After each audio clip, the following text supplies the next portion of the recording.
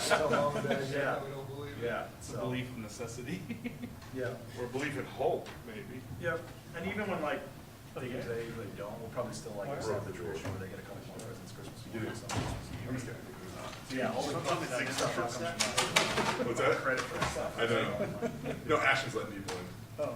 That's not a joke. He said that, we all have with each other, and I was like. That'll be the coolest door, Yeah, man. you're My entire Why life. does That's what they do, Congress man. make that? It still costs Santa a lot of money, like, you know, Yeah, right, you right, can't right. just blow it off like it doesn't matter, because your mom and dad didn't get it for you. It wasn't free for Santa.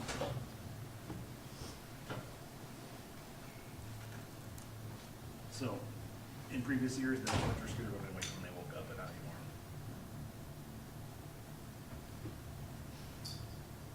I'm also past the stage of building shit. We had a couple years there where I had to build this, one of those, it was called a fire truck. It was like a, not Hot Wheels, what do they call those things? Sure. Little thing the kid gets in and drives around, it's battery operated. We bought a little fire truck one time for Paw Patrol in like 4 hours. So you wanted to go Christmas Day? And then there was another one that, and it was kind of fun, but it was also like, I forget something else, Jungle Jam or something. It took several hours, like, I'm done with that. You talking about the scooters, my parents got my brother and I a go-kart one time. Go-kart? You get a go-kart. That's like, my dad worked for John Deere, so he got a John Deere looking race car go-kart. Oh, nice. Office never, ever got to ride it when some of the parents are around. Parents were always busy. My brother and I would just sit there and just long. That's how I Right did after it. the show. Scooters and stuff. Yeah. I mean, we never had any dangerous stuff in that. It was the most like easy experience. So is the Fiesta Bowl guy still running this, or are you? I'm running it, but we got a bunch of Penn State people on, so there'll be probably a lot of Zoom questions today. You guys experience it. I was wondering, well, yeah. There's all Zooms. That actually works very well.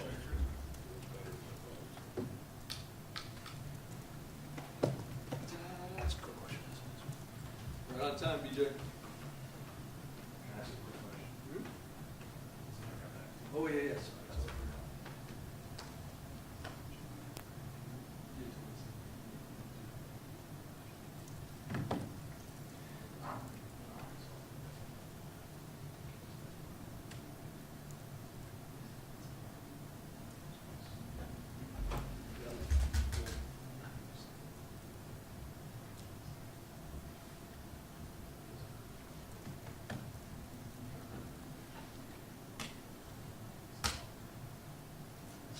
Recording in progress.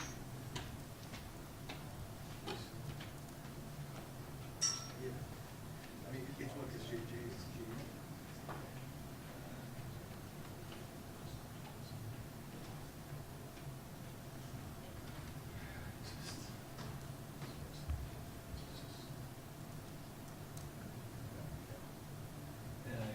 Yeah, I get where you're at too, Beach, trust me. Spencer, give me 1 second, make sure we're on here. We have a bunch of people on Zoom too. Cool.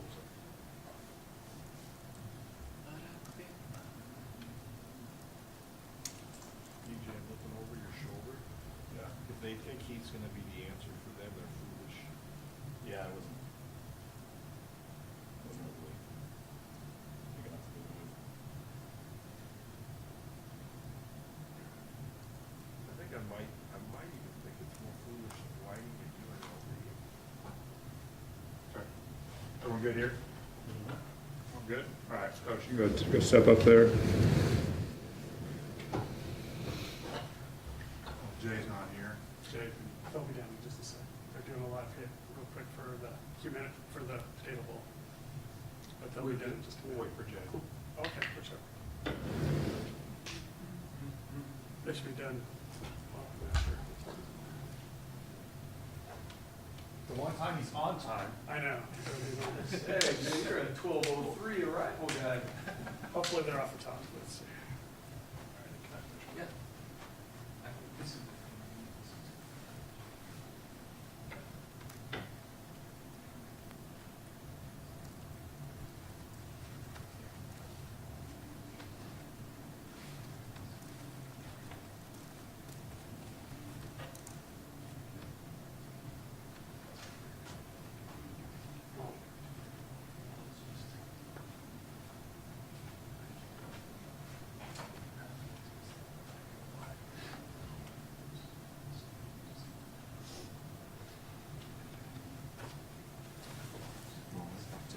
Okay,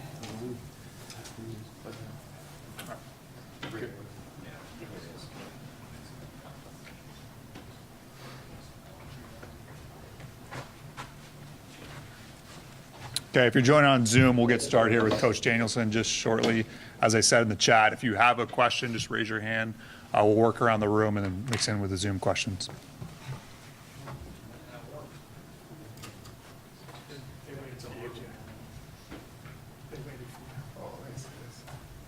Just for you, Jay. Hey, we're being quick with it.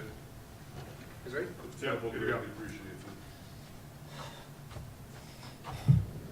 it.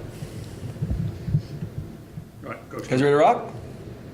Well, Merry Christmas to everyone. Appreciate your guys' time on a Monday. We got the Idaho Potato Bowl about to kick off here in about a half an hour. But Merry Christmas, guys. And, I really do, it's such a special time.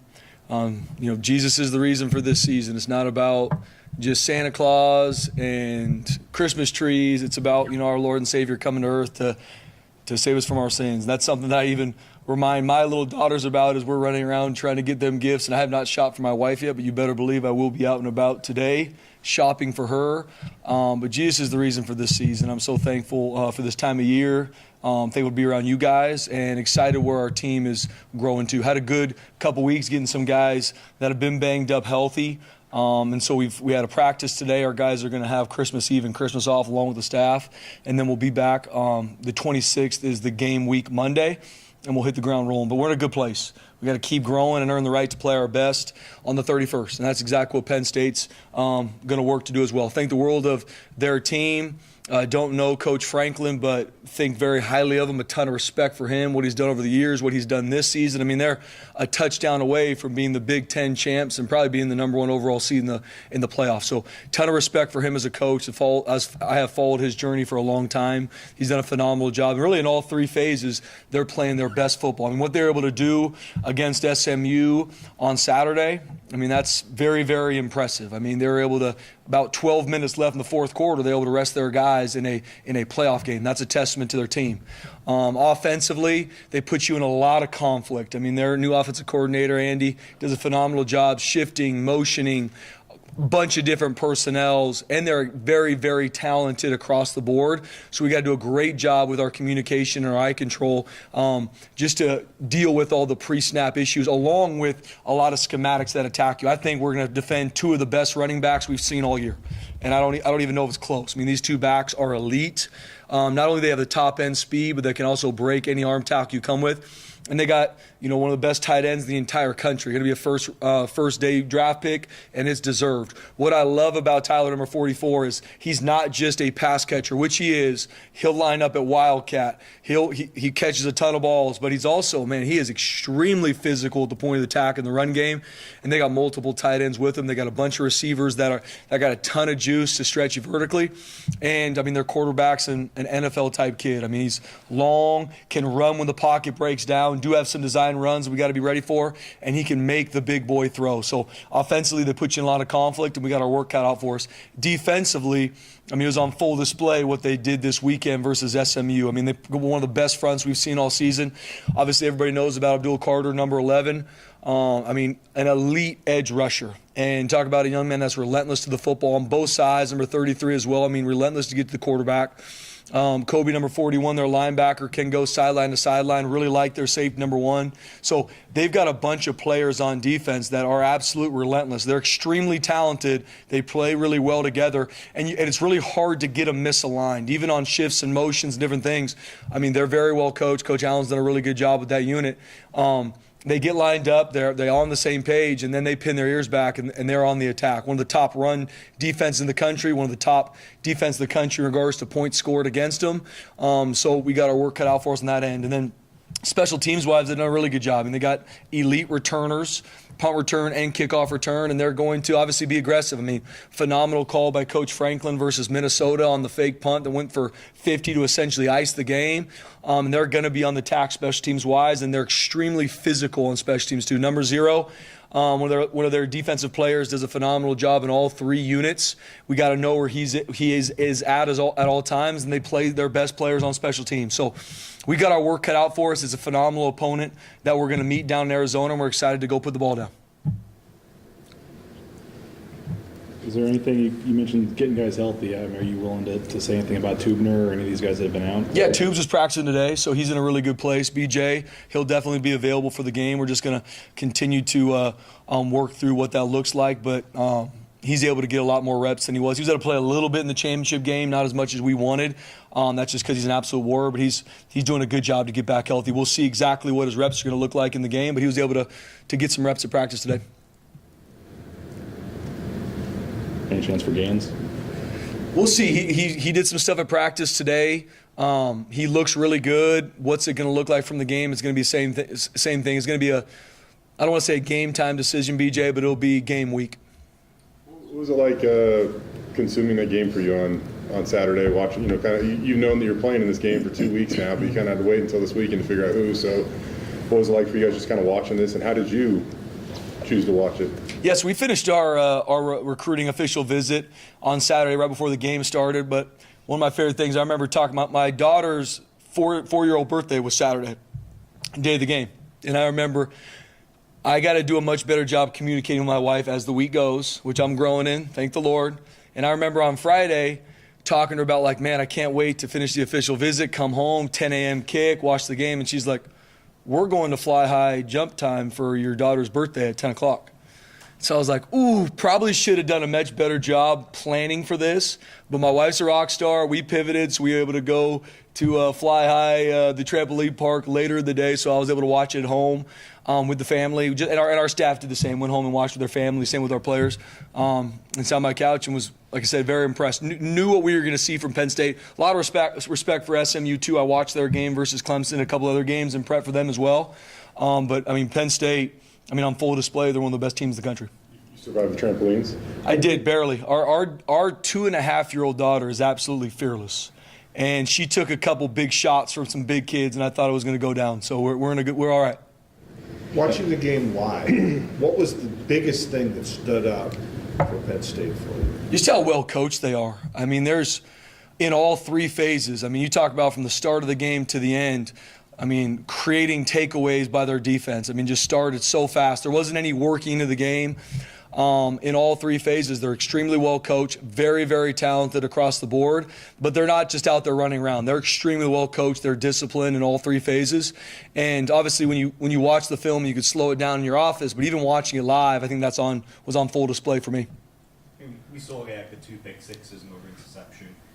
How confident are you, but also how much of an emphasis is it with Maddox just for that ball security and being careful in this game? Yeah, the turnover margin's huge in every game. That's kind of the thing I talk to our team. This is the quarterfinal, Fiesta Bowl, a lot of hype, a lot of buzz about the game, as there should be. But we got to earn the right to play our best through our prep, and no different for either team. It's nobody needs to go out there and put on their Superman cape. We need to focus on the fundamentals, techniques that equate to playing really good football. And one of the biggest ones is the turnover margin, taking care of the football on offense, taking away on defense in any game you play. Not just because of the Fiesta Bowl, and obviously their defense does a really good job taking the ball away. We got to be smart with the football. Maddox has shown that he will do that. I mean, he's one of the top quarterbacks in the country in regards to touchdown interception ratio, but they do a great job with their front creating pressure, and then there's some errant throws, and their DBs can lock people down, and so it's we're going to be in conflict as an offense. So we're very aware of the task at hand and how talented and well coached they are. But I'm proud of our guys and what they've done to this point, and I know our guys will be ready for that challenge. But the turnover margin is going to be huge in this game. The explosive battle is going to be huge in this game. Those 2 stats are really what are going to correlate the most to winning. In any game you play, obviously especially the Fiesta Bowl. And in big games or whatever you want to slate them, really in any game, but you can't beat yourself. You got to make the plays you should make. Don't beat yourself. Stay relentless. This is a really good football team we're playing. It's going to be a heavyweight fight. We can't beat ourselves. We got to stay in it, punch after punch, and we're going to earn the right to play our best. You brought up Tyler Warren a little bit earlier.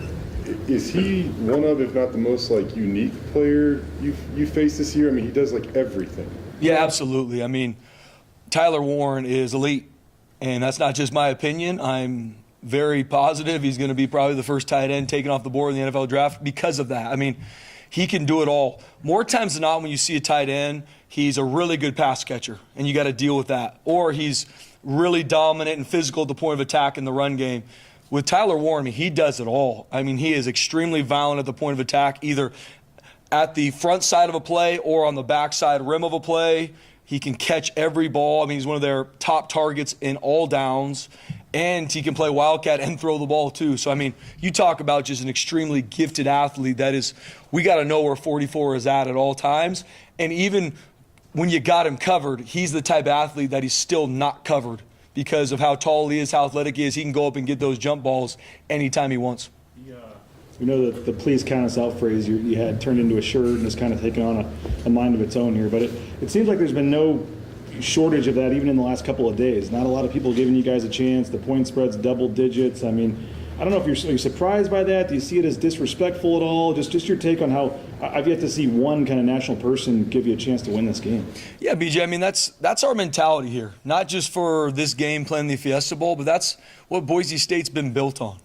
And we got to earn our right through our prep to go play our best against one of the top football teams in the country. But I believe in our team. And that's why we talk about, please count us out. People do. Media or people, count us out. Because I know how we're going to work, and I know we're going to work to play our absolute best on the 31st. So if nobody gives us a chance, if the point spread continues to grow, whatever. And I tell people too, like, hey, use this as motivation. This team doesn't need any more motivation. Like, we've been in playoff football since September. And it's 1 week at a time, working to play our best, counting us out. Oh, you can't keep this up, or what's going to happen? And our guys continue to work, continue to do what's required of them, and continue to improve every week. So all the outside noise of people counting us out, awesome. We've been with the outside noise of everybody saying how great we are. On either side, you got to block the outside noise, and I believe that. Like, please count us out. I mean, that's what Boise State football has been built on is people thinking we can't do something, and we work our tails off to find a way to prove people wrong. And that's what I believe in our team. Wherever and we use the phrase, put the ball down. Like, it doesn't matter the stadium, doesn't matter what fans are there. Like, on the 31st, put the ball down. We're going to be ready. And I've seen you kind of like some of those tweets and things when people say that. I mean, are you sending out daily, text to the team with that stuff? Do you play? I mean, I know you say you block it out, but are you making sure the players are aware of some of this? Yeah, I think it's just, for me, with no different from the times that we were picked to beat a team by, a ton of points or whatever the game is. When we talk about outside noise, like, I'm very direct with our players on what is going on. Not because I don't want, if I'm not, they're going to fill in the gaps from outside sources, either family or media or anything. So I'm very direct with our team on what is about to happen. What do we expect from either the team we're playing, from the environment, from the media? And so we talk about those things like, hey, right now, nobody thinks you can win this game. Perfect. There's been games I said everybody thinks you're going to win, but you could still lose it very quickly. And so I'm very direct with our team on, hey, guys, nobody thinks you can win this game. Every single person in this team room, me included, has been counted out in their life. You can talk about it. You can feel bad. You can use it to motivate you. At the end of the day, all that matters is the work you put in, and that's what we have to do through the next 8 days. If we do that and we continue to focus on what matters, our work, we'll go play our best on the 31st. And once again, what I believe and what my message to the team is, your best is enough, and your best is required. And I believe if we can continue to focus on those things, we'll be able to play our best, and I know it's going to be enough. And I know Penn State's doing the same thing. And like I said, ton of respect for them on who they are as an entire program, not only over the years, but how they're playing right now. They're playing their best football. And so that's my message to our team is, for us, we have to earn the right to go play our best, and not when we go put the ball down on the 31st. Like, that started 2 weeks ago, and it's every single day how we prep and recover to play our best. Okay, I'm going to take some Zooms real fast. Rich from Reading Eagle, go ahead. Thank you, Spencer. Merry Christmas to you and your family. We know about Ashton's statistics. We've seen the numbers. Can you tell us, the people who cover Penn State, what makes him so special? Yeah, good question. First off, he's a 10 out of 10 human being. And I want people even watching on either side, obviously especially Penn State, that haven't probably focused on Ashton a lot prior to this week. He's a unanimous captain. He's one of the best leaders and one of the hardest workers we've ever had here at Boise State. He's a generational football talent, but also a generational leader and teammate here at Boise State. And then outside of the stats, Ashton puts people in conflict whenever he runs the football. Like, that's something I know from being the defensive coordinator going against him for a couple years. But how do you deal with him? Do you settle your feet? If you settle your feet, he does have really good top end and can work around you. If you come in high, he's very powerful at the point of attack. So I just think he puts people in conflict on the football field, and he's a relentless competitor. And so proud of him and what he's been able to do through 13 games. And I know he knows, how talented this Penn State defense is, one of the top 10 defenses in stopping the run in a run-heavy league in the Big Ten with a lot of respect for their conference. He's working his tail off to be able to play his best in the 31st too. Okay, I'm going to go one or two more here on Zoom, just as they're showing up on my screen. Seth from State College. Hey, Spencer, thanks for the time today. You talked about Penn State being able to stop the run efficiently. Have you seen any team that maybe compares to them that maybe you've coached against? And what specifically about them has made them such a successful defense at stopping? Yeah, first off, Seth, good question. I think, when it comes to stopping the run, it's not one position group. I think a lot of focus usually goes to the defensive front, which it should be. They are at the point of attack. But what I respect Penn State for so much is that they are always on the same page. They're not going to give up no one in a gap, big runs, or no leverage to the defense. Like, they're very well coached. They've got good answers for whatever schemes you're going to give them. They align very well. The shifts and motions and odd formations, obviously going against their offense in fall camp has helped them as well. So they've got a phenomenal front that can impose their will on an offensive line. But once you create situations for their DBs and linebackers to tackle, they show up and make big tackles as well. So what I respect so much about their whole defense, especially with stopping the run, is how well they work together, and they're very assignment sound. Okay, Jordan on Zoom. Yeah, hey, Coach. Thanks for taking the time today to talk with us. Merry Christmas to you and your family as well. So Coach Franklin touched on this from Penn State as well, and I think maybe you can offer more insight on this as a more inside perspective. But people may be surprised to see Boise State in this position, but he mentioned how he believes that the community, the administration, everything is in line there because everyone who's gone to Boise State has had success in their own ways, and now you are having the success at this level. What can you say about just how the administration, the university, the community impacts what you're able to do with this team and this program? Yeah, Seth, it's everything. I mean, I have so much support. I mean, I really truly believe we have the best athletic director in the country in Jeremiah Dickey. I mean, it's never, no, I can't do that from him. It's always, we'll figure it out. We'll find a way. Keep pushing forward. I mean, I am supported by our administration, supported by our staff, by our players, by the community. I mean, Bronco Nation, 7 games, 7 sellouts. I mean, across the board, the support that I feel as the head coach, and I know our team feels from our community and beyond, is through the roof. And even where, Boise State has been built on the backs of years and years of success way before I got here. And so even this season is not because of me, it's because a group of young men, wanted to leave a legacy, be different. We haven't been to the Fiesta Bowl in a decade. And they said in January, we're going to go get that done. And they went to work. And we do have the support from, like I said, our administration, our AD's a 10 out of 10, and Bronco Nation is a fan base that is near and dear to our heart that support us at all times. I know they'll show up in a major way now at the Fiesta Bowl, but we might not have what everybody else has, but we definitely have enough, and we're going to continue to push forward. Okay, we'll come back to Zoom, go back to the room here. Spencer, kind of along those lines, as long as we're talking about it. I was in New York talking with JD, and he mentioned that he's trying to get a new contract for you, and he said the thing that was most important to you was taking care of your assistant coaches. What do you think needs to be done there to make sure that you're doing what you want to do to take care of those guys, and why is it such an important thing for you to take care of? Yeah, Jay, for me, it's all about the people. It's all about the people. That's your staff and your players. First and foremost, your players, and then secondly, your staff. I mean, that's everything to me. Not just to be successful on the football field and continue to push forward for years to come, but the only reason I do this is to develop people. And so Jeremiah Dickey's phenomenal. And so with the success comes trying to continue to push the needle. And that's my call to our supporters, to our administration, to the state that, hey, we have more than enough this season. We're going to keep pushing forward. I'm not the guy that's looking at what everybody else has from either money or facilities or whatever. We have more than enough to be successful and play our best in these games coming forward. But it is something for me to use this to make sure we do sound the horn and we do continue to need more. We do. And for us to continue to push forward where college football is, for our staff, for our players, we need to grow our staff salaries. We need to. And I know Jeremiah Dickey's aligned with that. We need to.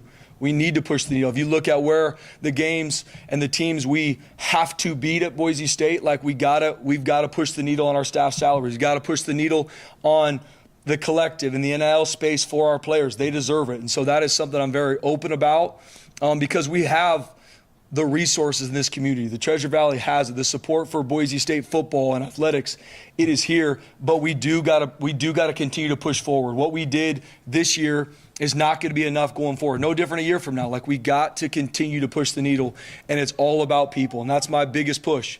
It ain't about me. It is about our staff and our players. And not saying we got to get all the way to where these other schools might be, but we got to get closer. We got to continue to push the needle and take steps towards where we need to be. And that's a big push for me now, especially when the season's over, because this is home for me. This isn't do a good job and go try and find another one. Like, this is home. This is where God's called me. And the success we're having this year as we continue to finish the season strong, and then it's going to be flip the switch and let's find a way to do it better next season in 25. Like, that's the push and that's the calling, and we need everybody's help to do that. Spencer, you've not been afraid to go for it on fourth down this season, just a game of this magnitude, everything on the line. How do you balance risk versus reward? Does it change? Is it just going to be the same for you? What is it? Yeah, going into every game is different. And me and our coordinators sit down and we have a coordinator meeting where we talk through it. Hey, what are the situations this game? We do, analytics does come into it, but then it's going to be where's our team at? Where's the situation we're going to go for it? What are the D&Ds that we're going to use that? When are we going to use some of our fake field goals, fake punts? That comes into it. So all those things are me working through with our staff, and just very similar to when I was a defensive coordinator and I went into a game with a game plan. I go into every game with a game plan for situational football. And from timeouts to when to go for it, those are the moves I have to make as a head coach. I'm not calling any three phases, but those are the situations that I go in with a plan. And obviously, as a game goes, plans change, and I got to be aware of very adaptable as we work through these. But our players know too. Our players are very aware of the situations we're going to go for, the situations we're going to do these certain things, so we can practice them. I'm sure it works both ways, but what a kind of a benefit has Stacey Collins been in the prep with his familiarity with Penn State? Yeah, it's been awesome. I mean, just like anything, he's been able to talk through some of the things they did there. He's able to talk through some of the personnel. Obviously, they hired a new special teams coordinator. They're doing some similar things, but they got a lot of new stuff they're using, so not so much a help maybe on that phase. But Stacey Collins, I mean, the amount of prep he goes into to be able to game plan all special teams. It's not like he only does, he does all of it, from the field goal block to all four units. So being able to have an idea of their personnel, knowing kind of a little bit about who these players are, some of the things they did last year, they do have some similarities. They have evolved and grown. It is helpful, but we're looking at it for face value how can we play our best on special teams? And we have grown at the end of the season. We need to do a really good job winning the hidden yards in this game. It's going to be hard. They've played really good on special teams, extremely physical, very explosive, but being able to pick his brain every week we play some of the special teams is huge for me, and game management as well. But it does help being that he was at Penn State and he can have a little bit of an inside view to some of the personnel. Is he excited for this matchup, or what is he? He is. I mean, Coach Collins, if you know him, he's excited for every matchup. I mean, you come in a special teams meeting and it's on. I mean, it is, no matter what time of day, it is on. It is SWAT on the ready, and you better be ready. So I know he's fired up for this game, but not just because it's Penn State. I mean, he knows this team, but we're as a whole team, we're fired up to put the ball down the 31st. Watching the playoff games in the first round, the home teams had a big advantage, either weather, certainly to crowd. How much does it help having this game where it seems like it's going to be a level playing field? I mean, tons of Boise State people are going to be there. weather's not going to be a factor, obviously, because of the dome.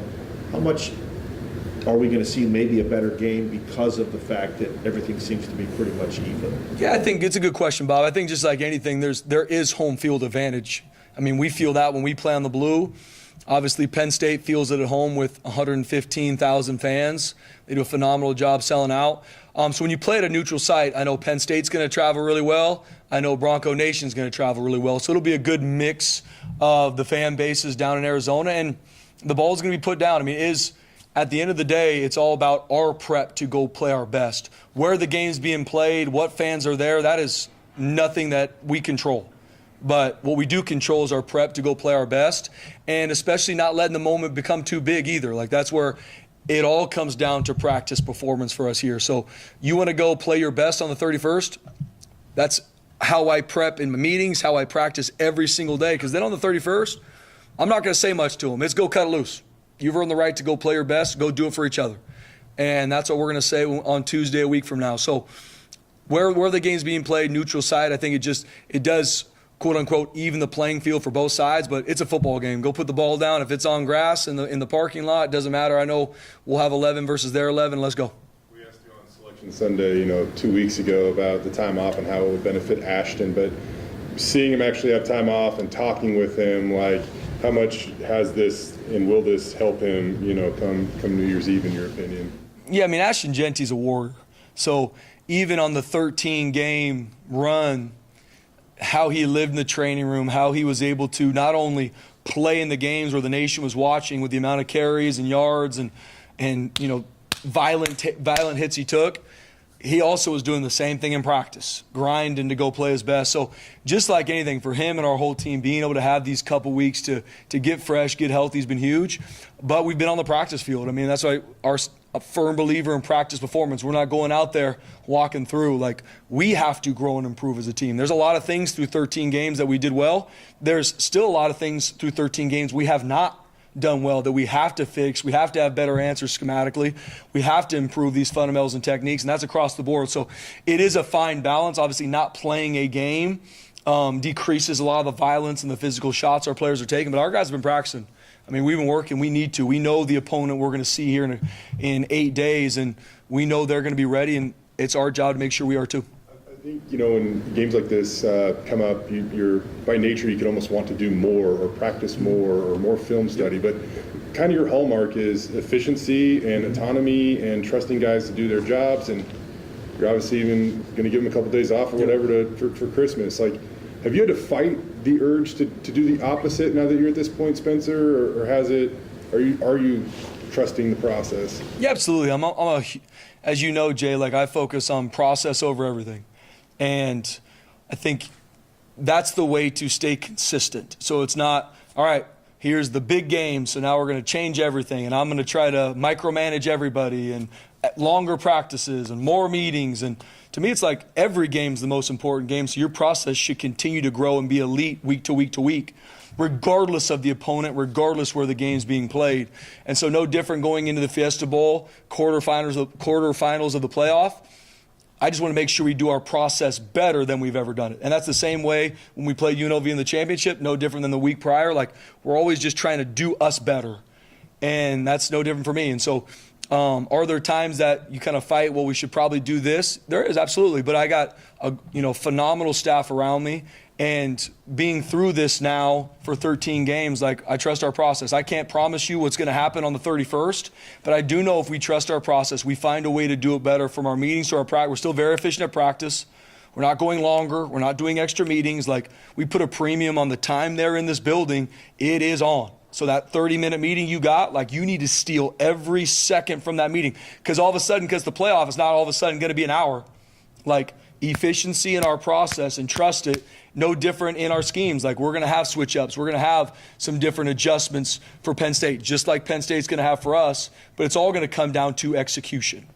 And to focus on execution so your team doesn't play slow, I believe in process, and I believe in rest and recovery. That's why I wanted our staff and our players to have Christmas Eve off, have Christmas off. They need that time. They're not going to get this Christmas back. Regardless what happens on the 31st, this time with their families, us included, you're not getting that back. My daughters aren't getting any younger. And that matters to me, and I believe that we've had a good process to this point. It's time to go recover and enjoy our families. On the 26th, we got to get ready to go to work. All right, let's go back to Zoom real fast. John, go ahead. Spencer, just back to Tyler Warren. I know you were watching both Penn State and SMU before the game on Saturday. How quickly was the parents what kind of challenge he needed to cover, and what impressed you both about his game? Yeah, I mean, prior to even watching the game this weekend versus SMU, I mean, even on the film study on the season he's had to date, and talking with a lot of coaches that have played against Tyler, every single one of them just talked about how elite he was in every phase of the game. The second we talked to defensive coordinators that have played against Penn State, the first guy they all brought up was Tyler Ward, and was just, he is better than than maybe you might even think he is. Like, it's one of those where you keep waiting for, okay, what are some flaws in his game? Is someone going to find something even when you're watching film? If there are any, it's hard to find, because what he's able to do in the pass game, in the run game, as a quarterback, I mean, he's one of the best I've seen in a long time, and he's a huge part of what they do offensively and as a team. Colton, go ahead. Hey, can you hear me? Yes. Awesome. Thanks for the time. Yeah, I just wanted to get your thoughts. Obviously, being now in the CFP quarterfinals, a big topic of discussion right now is the format and which teams deserve to be in or out. I'm curious what your thoughts are on the format overall, and just, why do you think your team deserves to be in the position that it is, with the bye and everything? Yeah, good question. I mean, in regards to the format, and I'm asked about a lot of questions that I don't control. I'm asked about transfer portal. I'm asked about NIL. I'm asked about college football playoff format. Those are no things that I decide.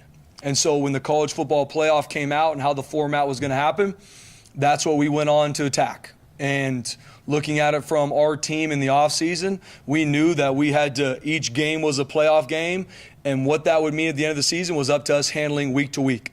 At the end of the season, at 12-1, winning our Mountain West Conference championship game, fully believing we deserved the right to get a first-round bye. If that didn't happen, if all of a sudden they put us at a different seed, we'd be fired up to play the game, because those are things we don't control.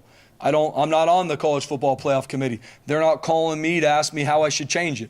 So it's not something that I think about a lot. I do believe our team has earned the right through 13 games to get a first round bye and play in the Fiesta Bowl.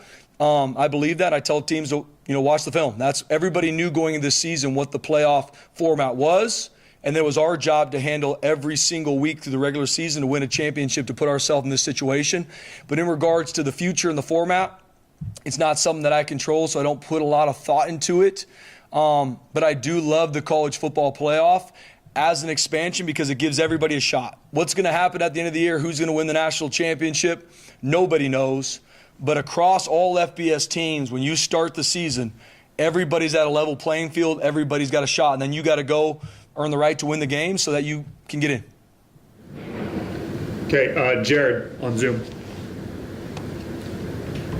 Coach, Merry Christmas, and thanks for having us today. I wanted to ask you a little bit on the Penn State side. We obviously don't know a lot about Boise State, but what makes you, Spencer Danielson, you as a coach and as a man of Christ? Yeah, it's something that I'm very open about. I really do believe that the only reason I'm the head coach here is that Jesus put me here to develop people. Some people might not like that I say that, but I truly do believe that, and everything I focus on is developing these young men for life. That doesn't mean that there's not a driving passion to every single game we play. I mean, it says in the Bible, run the race to win, and that's in everything you do in life. And that's my message to our players is, in life, you can't take losses. If you take too many losses as a husband, you're going to get a divorce. You take too many losses as a father, your kids aren't going to want to be around you.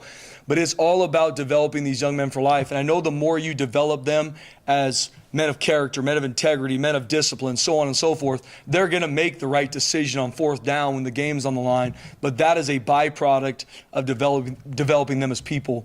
And so that's something I'm very passionate about. There's still so many things that I'm excited to as a head coach to learn and grow in, but my drive and passion to impact these people, these young men for life, long after football's over, that will never change. Okay, Joe on Zoom, and we'll come back to the room. Appreciate the time today, Coach, and wish you a Merry Christmas. So I asked last week before Penn State SMU, I asked Brett Lashley about Abdul, who you mentioned earlier. He said that based on the film, Abdul was the best defensive player SMU had to prepare for in his time there. So in your time at Boise State, including your years as an assistant, is there any opposing defensive players you've seen at Abdul's level? And what are the challenges that come with preparing for a guy who not only is arguably the best defensive end in college football, but he's also talented enough to do damage at other positions on the field? Yeah, good question. Regardless of Abdul Carter, I mean, going back through our season this year, I don't think we've seen a defensive player like him. I mean, very, very impressed with his game. I mean, being able to transition from inside linebacker to edge and the success he's had, not just the statistics, which he has all those. I think he's got 11 sacks, bunch of TFLs, bunch of tackles. I love the relentlessness he plays with. And he's a guy that you better know where 11 is at all times.